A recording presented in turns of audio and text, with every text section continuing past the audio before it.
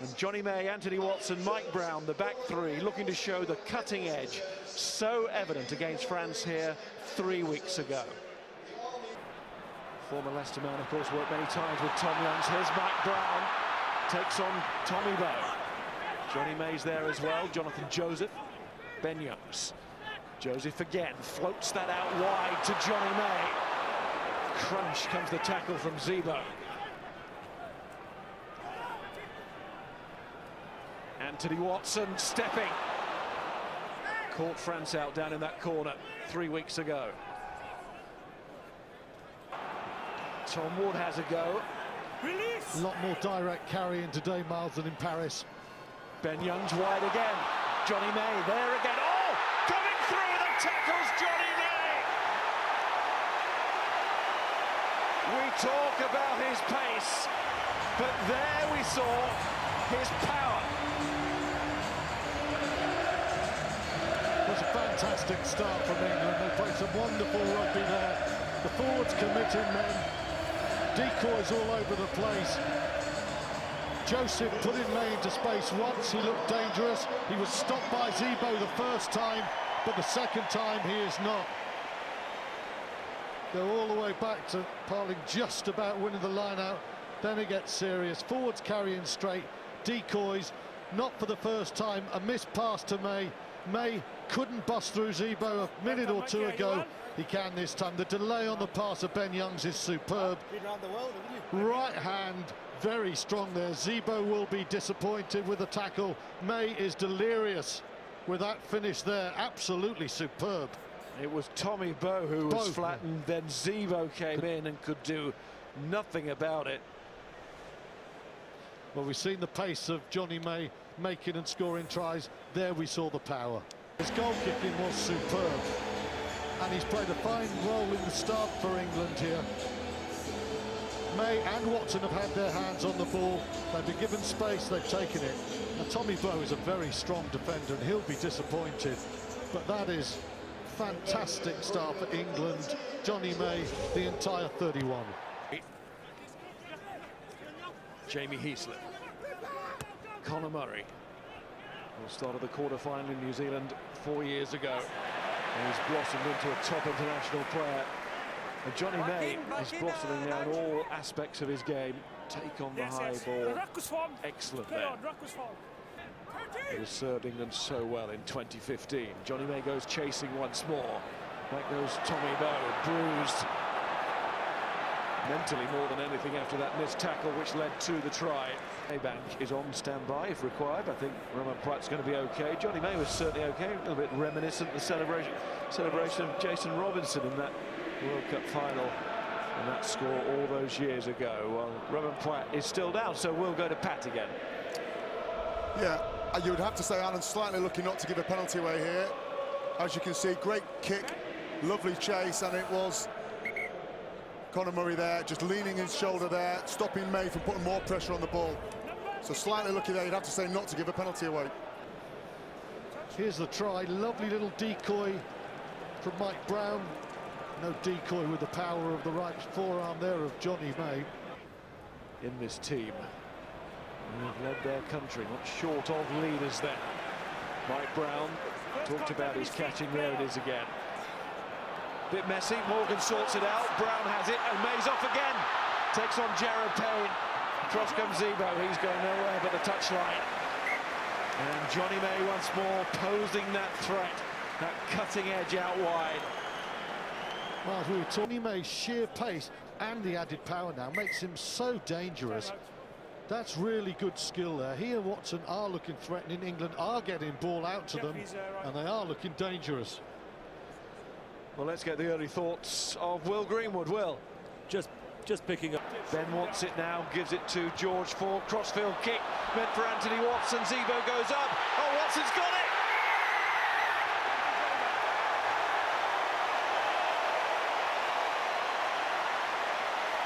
Paris was the worst England had played for a long, long time.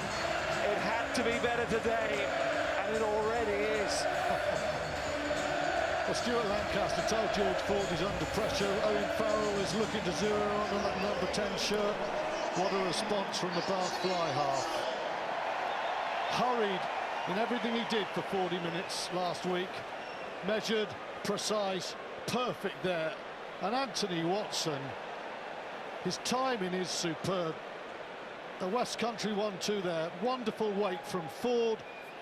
Watson commits himself. Zebo, who is good in the air, is just undone by the perfection of the kick and the timing of Anthony Watson's charge. Well, Watson's finish is in that corner against France. All about his feet, his superb speed and shimmy. That, in its own way, every bit as brilliant. Well, what a finish. Think about Joe Smith yesterday talking about how impressed he was with the England wings. He must be feeling like a bit of a Cassandra at the moment, because it's all coming true against his team. When England are getting chance, they're taking them. When they play Wales, Australia, they get chances, they have to take them. So far, so good from an English perspective. But what a kick this was. And what a take there from Watson. Good chase, makes a great kick. But wasn't able to take it. Mike Brown bursting through. Omani's tackle, but not before Brown had made some game there. Conor Murray is the man down. Ireland have a number of players they cannot be without in the World Cup. You would say that Murray is one of them. He's down at the moment. There's Rory Best missing the tackle. It's a mismatch, but Joe Marler really shouldn't be getting through Devon Toner as easily. Apologies there from Nigel Owens to Chris Robshaw that he had to stop the game, but absolutely the right decision. Conor Murray was not moving. The good news is sitting up now. And look at England's alignment again. They've gone Ford, Brown and Watson behind. Watson picks brilliant lines in his earlier days as a fullback. He is in the threatening running position there. Cutting against the grain. Youngs again to Brown. He's showing his strength once more. There might be a little bit of space here for Joseph. And he's deadly when there's a little bit of space. Now Ireland must use it. Payne seemed to be offside there in front of Reddin. Sure whether the touch judge picked that up, but it didn't really matter in the end as Mike Brown calls for the mark. Aussie rule stuff there, ball over the head, fantastic from Mike Brown. He took an absolutely amazing catch under pressure against France in the first warm-up game, about 5 meters backwards from where he took that one, but that's another beauty there from Brown. He does lend solidity to England under a high ball. He's got a hefty boot as well, and we saw it there. Well, it's an amazing kick from the middle of the pitch. Fantastic kick. It's a smart play from Redden, but watch Brown. Watch him now. He can't allow that one to come into the bread basket. He's under pressure. He reaches high. He jumps high. Tremendous technique and a fine clearance. Tom Wood carries Ben Youngs to Mike Brown. It's another England attack. Here's George Ford to Jonathan Joseph. Mike Brown's come in and he just ensures the continuity of the passing from that second receiver position. Brown pops in. Ford is there. It's a lovely decoy from Barrett. All on the base of that scrum. They delivered for Paul O'Connell, but they've not delivered possession from the ruck, and Mike Brown is able to clear again.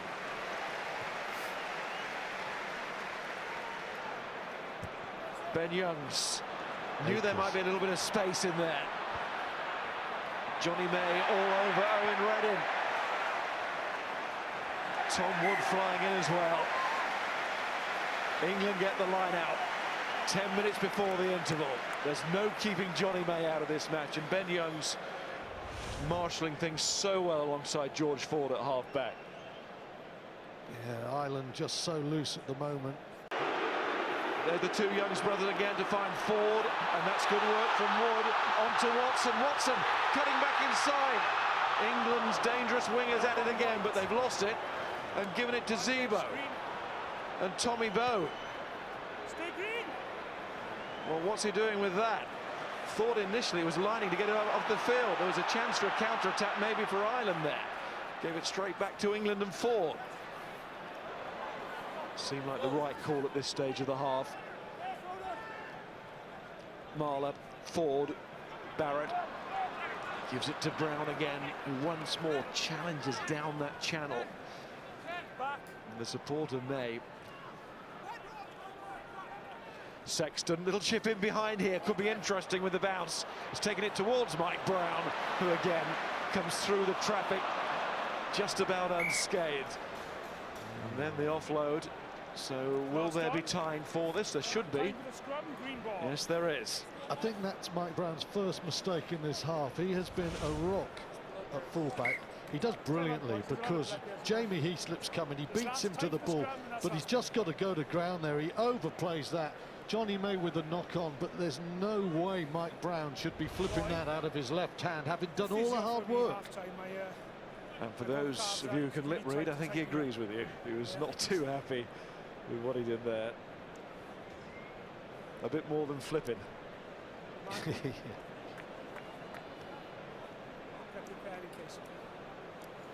I don't think Mike Brown has your vocabulary, Harrison. I think flipping is just about the level. But a serious point now, England are 12-3 up. They played nearly all the rugby in this half. And, you know, it's one silly little error there from Mike Brown, and you can see that's not the happiest management, and it gives Ireland a chance to come away with something, and they're banging this game when they haven't been in any aspect at all. They get a score here, even a penalty or a drop goal, 6 points down, they've been outplayed. Joe Schmidt says, hey, we're in this game. The penalty. England then crossed with about 20 minutes on the clock. A try built in Bath, but finished here. The Lion. Who's to say won't have the final say in this second half? Simon Zebo's taken a knock as his opposite number, Mike Brown, puts the ball out. The side is irrelevant now.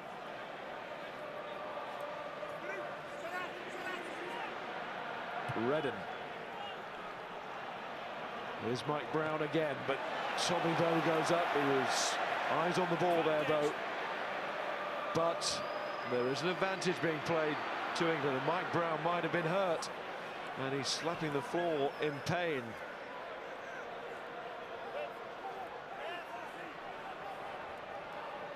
He's up to his feet, but he is limping, and it doesn't look good for Brown, you know. Brown's moving a little bit freely now, or more freely than he was. Mike Brown undoubtedly is going to get asked about his state. We go to Clive Woodward. Yeah, interesting. During this field of play, England had 2 penalties.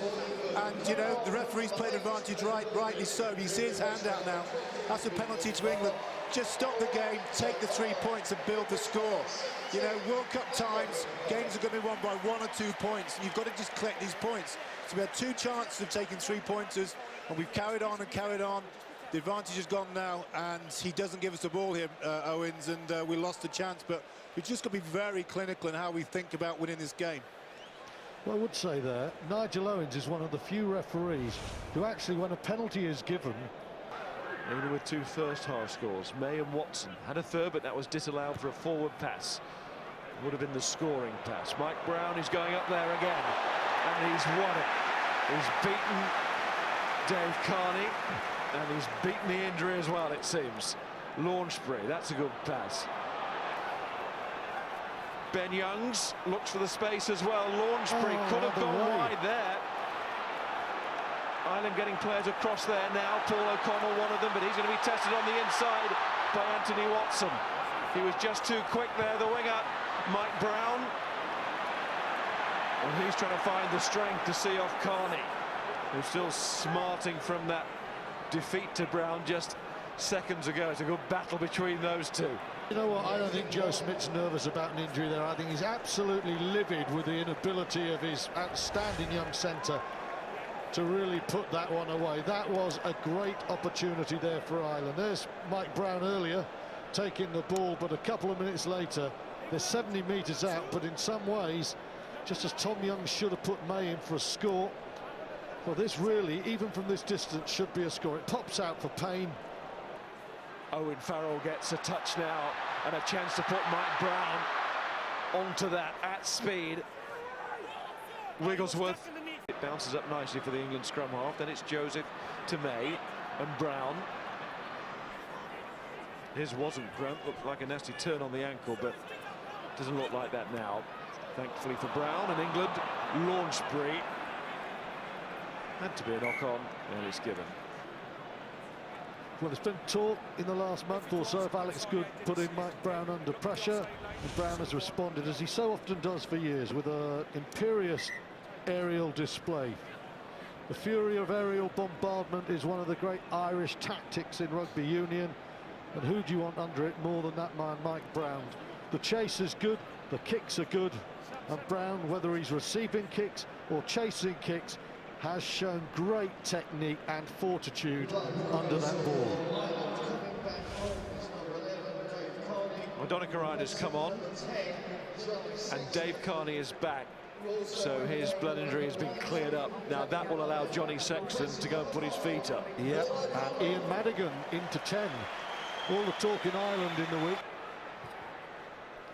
Carney, straight to Mike Brown, who bursts onto that and tells Anthony Watson where to go. Mind you, he's known where he's going right the way through this series, Anthony Watson. And it's Jamie George, clubmate. Should they meet again at the World Cup? Brown.